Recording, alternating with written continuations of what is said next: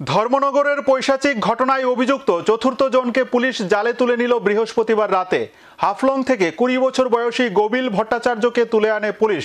ধৃত গোবিল গোপাল ভট্টাচার্যের ছেলে, বাড়ি নয়াপাড়া। 12 জন অভিযুক্তের মধ্যে সেও অন্যতম। প্রথমে মারধর, তারপর রক্তাক্ত জায়গাতে লবণ মরিচি লাগিয়ে দেওয়ার বৈষয়িক ঘটনায় গ্রেপ্তার আরও এক।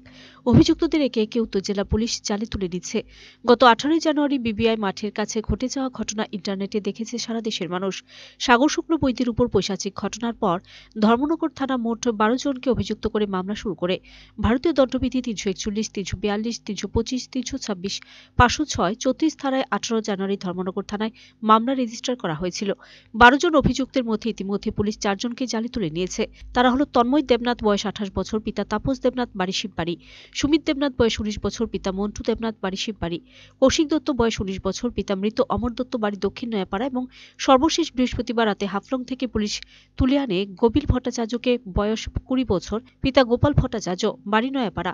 পুলিশ সুপার ভানুপত চক্রবর্তী জানিয়েছেন, এই ঘটনাটি ধর্মনগর তথা উত্তর জেলার জন্য অত্যন্ত দুঃখজনক এবং লজ্জাকর ঘটনা। এক এক করে 12 জন অভিযুক্তকে জালে তুলে এনে সঠিকভাবে তদন্ত করবে পুলিশ। আইনের হাত থেকে কেউ কোনোভাবে রক্ষা পাবে না। এদিকে জানা গেছে, একটি মহল সাগরের মার উপর প্রচন্ড চাপ সৃষ্টি করে চলেছে মামলাটি তুলে নেওয়ার জন্য। কিন্তু যেভাবে পত্রপত্রিকা এবং বিভিন্ন চ্যানেলে এই পৈশাচিক ঘটনা ছড়িয়ে পড়েছে এবং সাধারণ মানুষের মনে যে আতঙ্কের সৃষ্টি হয়েছে, তার থেকে মুক্ত করার জন্য আসামিদের শাস্তি অবশ্যম্ভাবী হয়ে পড়েছে। তাদের শাস্তি না হলে সাধারণ ধর্মনগরবাসী পুলিশের উপর বিশ্বাস চিরতরে চলে যাবে বলে সচেতন মহলের অভিমত। প্রথমে যেটা বলতে চাই, এটা খুবই দুঃখজনক ঘটনা। এটা রাজ্যের এবং দেশের বিভিন্ন সোশ্যাল মিডিয়াতে, নিউজ পেপারে এটা নিউজ হয়েছে।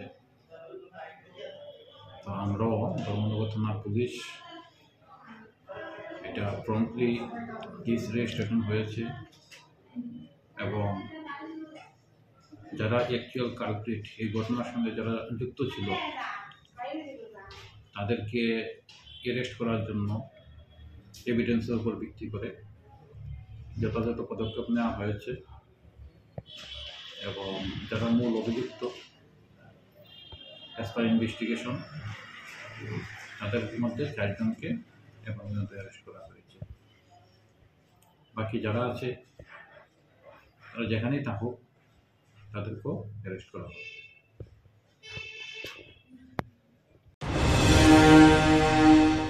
Bureau report, search India.